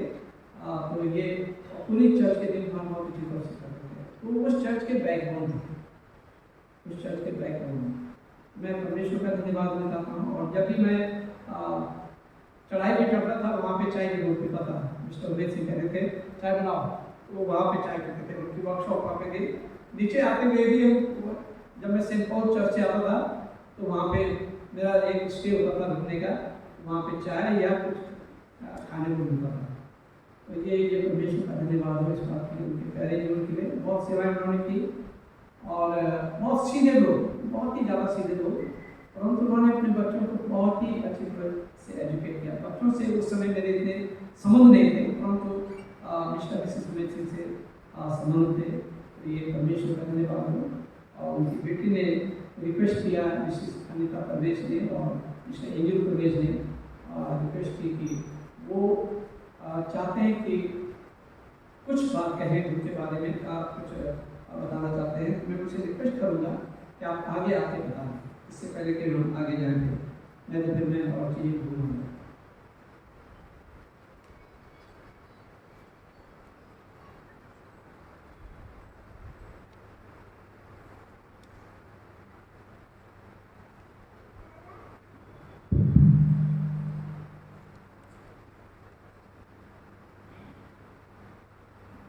सबसे तो पहले आप सबको जय मसीह की। जैसा कि आप सबको पता है, कि उनकी डेथ जो हुई है वो 20 अगस्त को हुई है, और वो 4-5 साल से तो मेरे पास थी। उससे पहले भी मेरे पापा की डेथ हुई थी 2008 में, और 15 साल से वो हर समय जब छुट्टी होती थी, क्रिसमस का टाइम होता था, ले आते थे उनको, वो यहीं रहती थी मेरे पास ही। उनका सबसे पहला ये होता था कि चर्च जाने के लिए अगर संडे को तैयार होने, सबसे पहले तैयार होकर बैठ जाते थे। हम धन्यवाद करते हैं कि उनका जीवन बहुत अच्छा रहा, और हमारा विश्वास है कि हम एक बार फिर उनसे मिलेंगे। और सबसे पहले क्योंकि उन्होंने सारी ज़िंदगी मसूरी में गुजारी, तो उनका फ्यूनरल भी वहीं हुआ। और मैं पादरी साहब और मीन साहब का भी धन्यवाद करना चाहूँगी कि वो वहाँ पर थे और हमारे पादरी साहब भी गए, क्योंकि वो भी उनको जानते थे और बहुत सालों से उनसे एसोसिएटेड थे। तो मैं आप सबका भी धन्यवाद करना चाहती हूँ भाई साहब, थैंक यू सो मच। और अभी मैंने उनको कहा कि हम 40 दिन के बाद उनके लिए प्रेयर रखना चाहते हैं, तो दोनों आए। मैं उसके लिए भी आप सबका धन्यवाद करना चाहती हूँ, और ख़ास धन्यवाद करना चाहती हूँ अपनी कलीसिया का, जिन्होंने उनके लिए प्रार्थनाएं की और चर्च में लगातार उनके लिए प्रार्थना हुई। और पादरी साहब अक्सर उनसे मिलने आते रहे, घर आके उन्होंने कम्युनियन भी दी, और उनको बड़ा अच्छा लगता था कि कोई उनको मिलने आए, और लोगों को देख के बहुत खुश होती थी। और जैसा कि आज फॉरगिवनेस पे मैसेज दिया पादरी साहब ने, उनकी बड़ी अच्छी आदत थी, कोई उनको कुछ भी कह दे, थोड़ी देर हंसती थी, फिर उसके बाद भूल जाती थी, और हमें भी कहती थी कि तुम लोग ऐसे क्यों सोचते हो, खुदा ने तो सबको माफ़ किया, तो हमें तो सबको माफ़ करना है। अरे कोई नहीं बोल रहा तो कोई बात नहीं, मैं जा रही हूँ। बीमार होता था कोई तो उनको विजिट करने जाती थी, वो अपने आप चल नहीं पाते थे, लेकिन लाठी टेक के फिर भी उनको जाना होता था। तो हम धन्यवाद करना चाहते हैं उनके जीवन के लिए, और उन्होंने अच्छे से ये जीवन बिताया। उनकी जो हमें आगे उन्होंने हमें लेगेसी दी है, हम परमेश्वर से प्रार्थना करते हैं कि हम उसको आगे लेकर जा सकें इसी तरह से। पादरी साहब ने बताया 25 साल, लेकिन हम 60 साल की तो मैं हो गई हूँ, 65 ईयर्स की। उससे पहले मेरी सिस्टर हो गई, और उससे भी पहले से वो चर्च की सेवा करती थी। और उनका ये था कि हम सुबह 8:30 बजे संडे स्कूल होता था, 8 बजे हम लोग घर से निकलते थे, और संडे स्कूल करके 12 साढ़े 12 वापस आते थे, और फिर 2:30 बजे 3 बजे रेडी होकर फिर 4 बजे की सर्विस के लिए जाते थे। तो हमने बचपन से ये देखा था उनका रेगुलरिटी और उनका जो पंक्चुअलिटी टाइम की थी। तो हम धन्यवाद करना चाहेंगे उनके जीवन के लिए, और आप सबका मैं धन्यवाद करना चाहती हूँ जो भी उनको विजिट करने आए, उनके लिए प्रार्थनाएं की। सो आप सब लोग को थैंक यू, और आप सबके लिए हमने एक चाय का इंतज़ाम किया है, तो आप प्लीज़ चाय पीकर जाएँ। Thank you. Thank you very much. God bless you. किसी का बर्थडे है या वेडिंग एनिवर्सरी है हफ्ते के दौरान?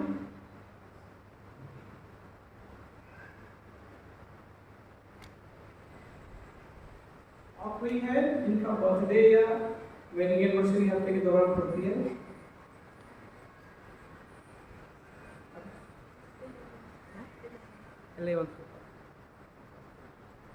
प्रार्थना करें। अनुग्रहकारी पिता परमेश्वर, हम इस समय आपके कदमों में आते हैं, खास करके इस बेटी के लिए प्रभु हम धन्यवाद में चाहते हैं। प्रभु इनका इस हफ्ते के दौरान बर्थडे है। प्रभु आज तक प्रभु आपने इस बेटी को संभाला, और प्रार्थना करते हैं इस बेटी को लंबी उम्र दे, अच्छी सेहत दे, और ये बेटी बहुत अच्छी तरह से पढ़ाई लिखाई करे और इसका भविष्य बहुत अच्छा हो। मैं इसको, इनकी मम्मी को और पूरे खानदान को प्रभु आपके हाथों में रखता हूँ। इनकी हिफाजत और रक्षा करे मेरे इस, और तेरे प्यार तेरे अनुग्रह में आगे बढ़ती जाए, रूहानी जीवन में आगे बढ़ती जाए। इस दुआ को सुना कबूल कर आपके बेटे प्रभु यीशु के नाम से।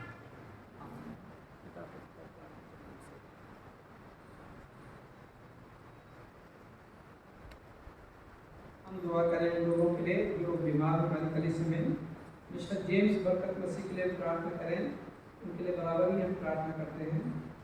और परमेश्वर का धन्यवाद हो मिसेस शोभा के लिए कि वो बहुत बेहतर हैं, काफ़ी बीमार थी, और परमेश्वर का धन्यवाद हो कि परमेश्वर ने दुआओं को सुना। बहुत अच्छे मिस्टर मिसेस ग्रिन जो हैं चर्च के बड़े डेडिकेटेड हैं, और ये कोई भी संडे कोशिश करते हैं कि कोई भी संडे से छूटे ना। मिस्टर ग्रिन भी अभी भी डेली से या सुबह रात को आगे थे, कब आए? सुबह अच्छा सुबह आए, और जो है फिर चर्च में आ गए। हम जैसे होते तो कहते हैं थक गए, है ना। कोई भी होता तो थक गए, पर वो चर्च आए और आगे बढ़ाने के लिए, अपनी ड्यूटी को निभाने के लिए और उनकी सेवा देने के लिए, ड्यूटी क्या सेवा देने के लिए निभाने के लिए आए। तो मैं परमेश्वर का धन्यवाद करता हूँ, और प्रार्थना करें उन लोगों के लिए जो मिस्टर प्रशांत सिंह, उनकी अच्छी हेल्थ के लिए हम प्रार्थना करें। मिसेस नैन्सी के लिए ये बरेली में है और काफ़ी बेहतर हो रही है।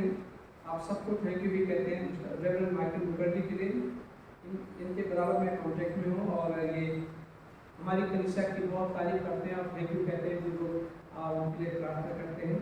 मिस्टर नोएल बागे के लिए काफ़ी समय से भी बेड है। ब्रदर विजय एलिकर जो है और उनकी बेटी एली भी बीमार थी और वो भी बीमार थे, मैं भी बीमार था, परंतु परमेश्वर ने अब हमें चंगाई दे दी है और काफ़ी ठीक हो गए हैं।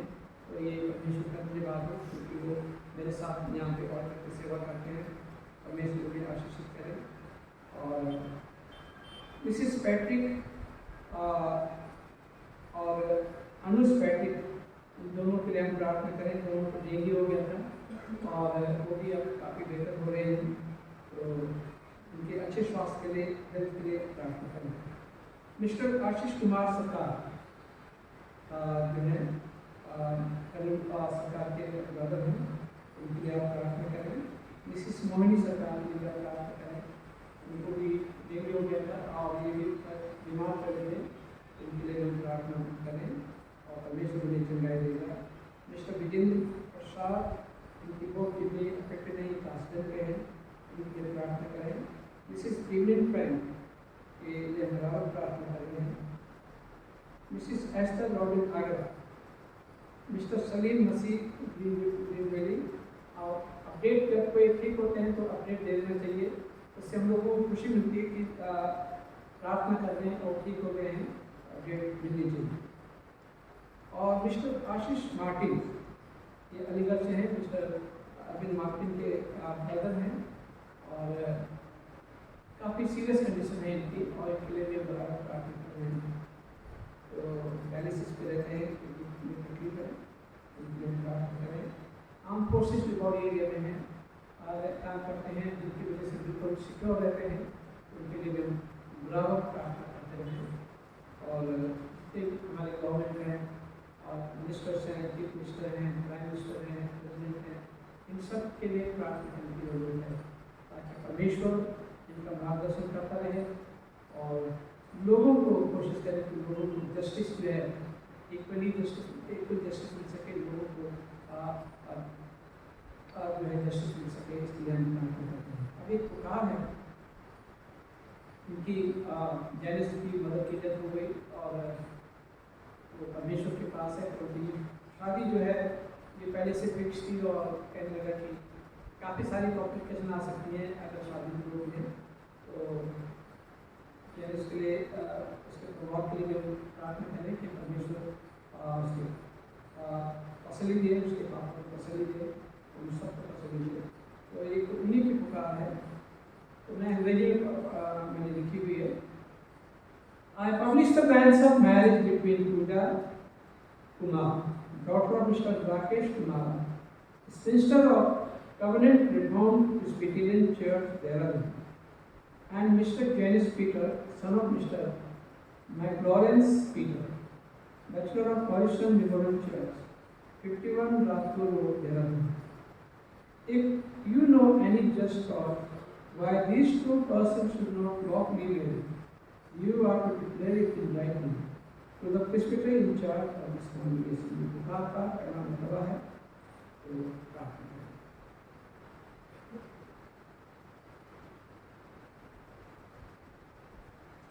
अनुग्रहकारी पिता परमेश्वर, हम धन्यवाद और चाहते पिता पूजा के लिए और जैनिस के लिए तो हम धन्यवाद और चाहते हैं। जबकि शादी के पवित्र बंधन में बंधे जा रहे हैं तो वो दोनों को शारीरिक, मानसिक और आत्मिक तौर से प्रभाव में तैयार करें, ताकि जो पवित्र संस्कार हैं इसमें सम्मिलित हो और इस पवित्र संस्कार को लाइट लेने में परंतु बड़े कमिटमेंट, डेडिकेशन के साथ में ये सारे इंतजाम हो, काम हो और एक अच्छा प्रभाव, एक और अच्छा प्रभाव है वो हो सके इंसान। तो हम दोनों को आप हाथ में रखते हैं, जो भी इंतजाम है दोनों तरफ से, दोनों के प्रभावों को आप हाथ में रखते हैं। एक एक इंतजाम को आप दोष करें, जैसे काना गलील को आपने मौसर किया और मेरे को वहाँ पे रौनक बख्शी, उसी तरह से शादी में भी अपनी रौनक बख्शे। खास करके मैं जेम्स पीटर के लिए आप के लिए प्रार्थना करते हैं, खानदान के लोगों के लिए प्रार्थना करते हैं, उन सबको तसल्ली इनायत करें, इन्हें पता करें, ताकि जो दुख उनके घर में आया था उस दुख को भी वो सह सके और उनकी जगह कोई तो ले नहीं सकता, उनको आप ही उस कैद को उस खाली कर सकते हैं। तो मैं खास करके प्रार्थना करता हूँ उन लोगों के लिए जो हमारी कलीसिया में बीमार है। खास करके मैं प्रार्थना करता हूँ मिस्टर जेम्स बर्कर किसी के लिए जो काफ़ी समस्या बीमार है। हम धन्यवाद देना चाहते हैं पिता के जीवन के लिए, खास करके उनके धर्मपत्नी के लिए धन्यवाद देना चाहते हैं जो पूरे डेडिकेशन के साथ में, कमिटमेंट के साथ में उनकी नर्सिंग फेयर करते हैं, देखभाल करते हैं। उनके बच्चों के लिए हम धन्यवाद चाहते हैं जो सब इंतजाम करते हैं और एक एक चीज़ को प्रोवाइड करते हैं, सारी फैसिलिटीज का इंतजाम करने में हम धन्यवाद चाहते हैं। उन पर भी आपकी धन्यवाद चाहते हैं मिस्टर मिसेस ग्रिल के लिए कि प्रभु आपने दोनों को सुरक्षित रखा और जो गाएगी उन से प्रभु आप प्रोवाइड और दोनों के लिए प्रार्थना क्योंकि उसकी फ्लाइट है और जब चला गया होगा पहले तो उसके मदद करें और सही सलामत अपने घर बच्चों में पहुँच सकें।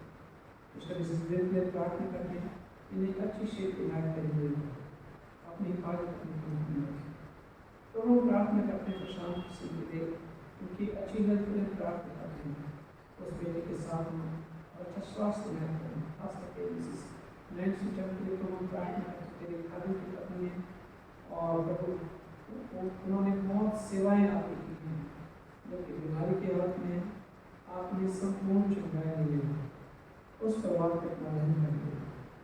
खास करके हम प्रार्थना करते हैं जगह माटी के लिए, ये भी आपकी खाली में बहुत सेवाएं जिन्होंने आपकी की हैं और जबकि उन्हें रेडिएशन होता है और कीमो होती है मेरे को ये जल्दी से जो शिफा इलाज कर देते हैं ताकि जो भी कैंसर के जो भी रूट है एक एक छोटा ढूंढा लेते हैं।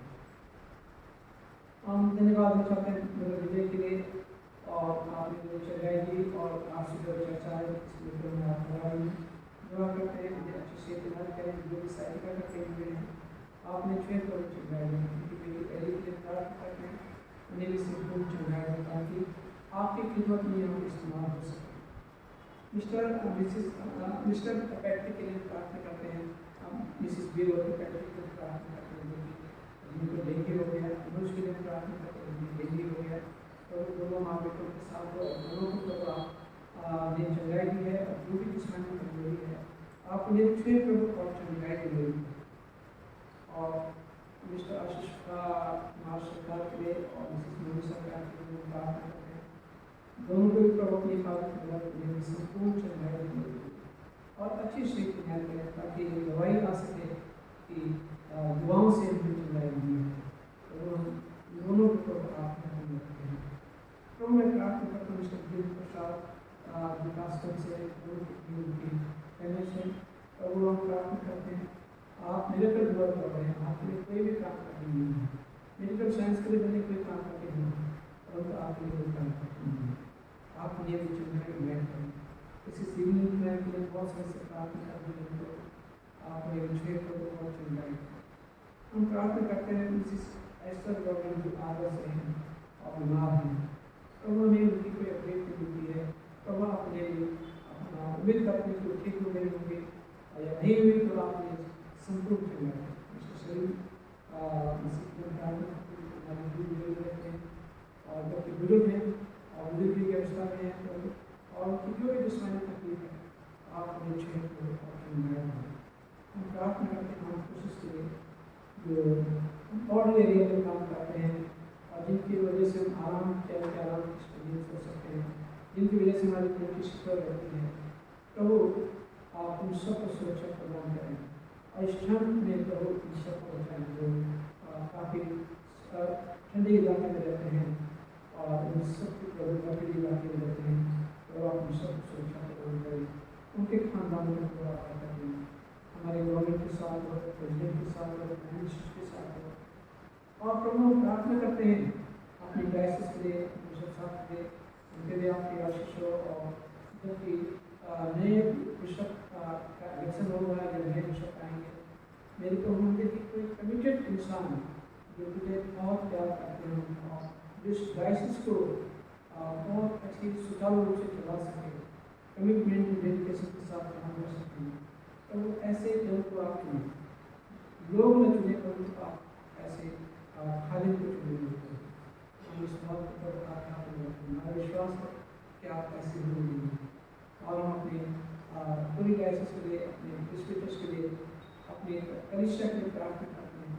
उन सब के साथ हम सब यदि कोई यहाँ पे गुनाह है उन्हें आप चुनगाए दें।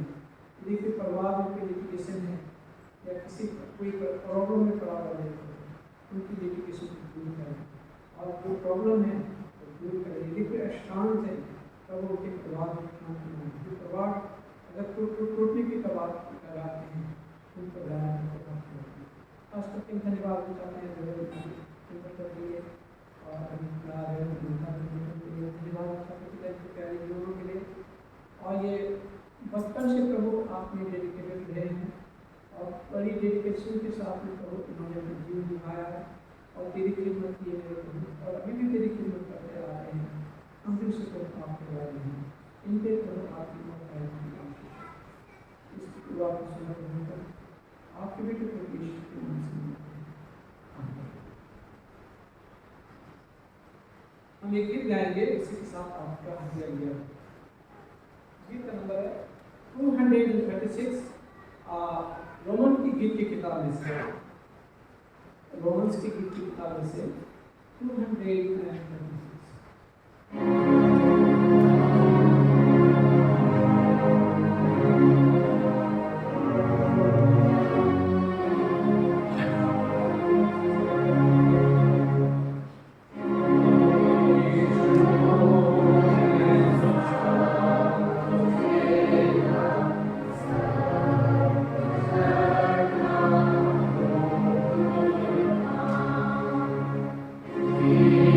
You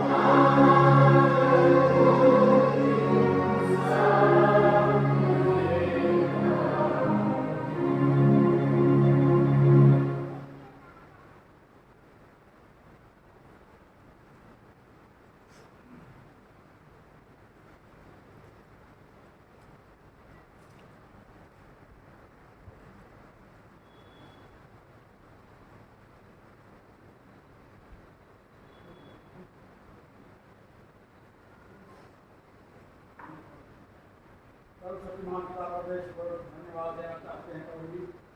तेरे खजाने से जो तूने सब वाकी है सब तेरा ही है प्रभु जी। और जो आज आप तेरे सामने से रहकर में तेरे भेदी बुलाते हैं इसमें तेरी आशीष मांगते हैं प्रभु के सुखी महान नाम होकर मांगते हैं।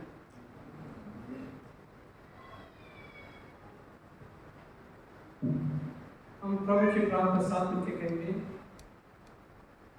आए हमारे बाप जो आसमान में है, तेरा नाम पाक जाए, तेरी बादशाह आए, तेरे आसमान से के जमीन पर भी हो।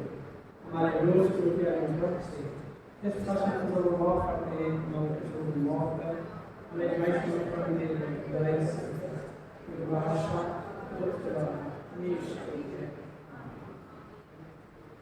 प्रभु यीशु क्रिस्त का अनुग्रह परमेश्वर का प्रेम और पवित्र आत्मा की सहभागिता आप सबके साथ हमेशा हमेशा